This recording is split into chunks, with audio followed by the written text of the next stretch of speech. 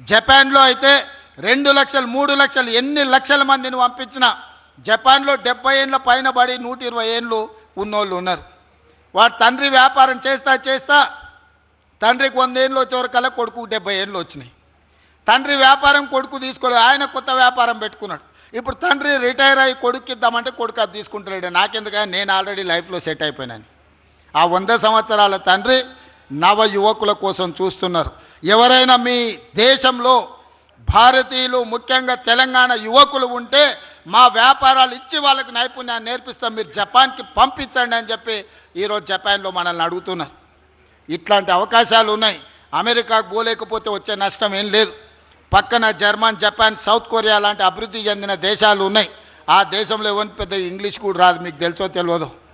English వస్తే పెద్ద మేధావి అని కొంతమంది పోజులు కొడుతుంటారు. జర్మన్కి ఏం ఇంగ్లీష్ వచ్చు, జపాన్కి ఏం ఇంగ్లీష్ వచ్చు. చైనా ప్రపంచాన్ని శాసిస్తున్న చైనాలో ఇంగ్లీష్ వచ్చిన వాళ్ళని ఏళ్ళ మీద లెక్క పెట్టవచ్చు. మనిషికి తెలివి ఉండాలి, చిత్తశుద్ధి ఉండాలి, పని చేయాల్సిన కమిట్మెంట్ ఉండాలి, వ్యసనాలకు బానిస కావద్దు, గంతే.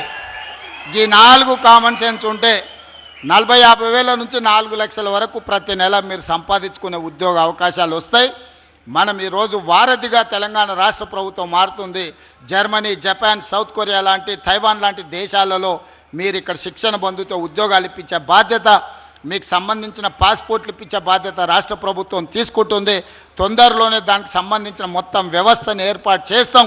ఒక వింగ్నే ఏర్పాటు చేస్తా ప్రభుత్వంలో, మీకు విదేశాలలో ఉద్యోగ ఉపాధి అవకాశాలు కల్పించడానికి, మీ పాస్పోర్ట్ నుంచి మీ ప్రతి వీసా వరకు ప్రాసెస్ చేయడానికి గవర్నమెంట్లో ఒక వింగ్ని ఏర్పాటు చేసి మీ భవిష్యత్తుకు పునాదులు వేస్తామని తెలియజేస్తూ మీ అందరి దగ్గర సెలవు తీసుకుంటున్న ధన్యవాదాలు మిత్రులారా.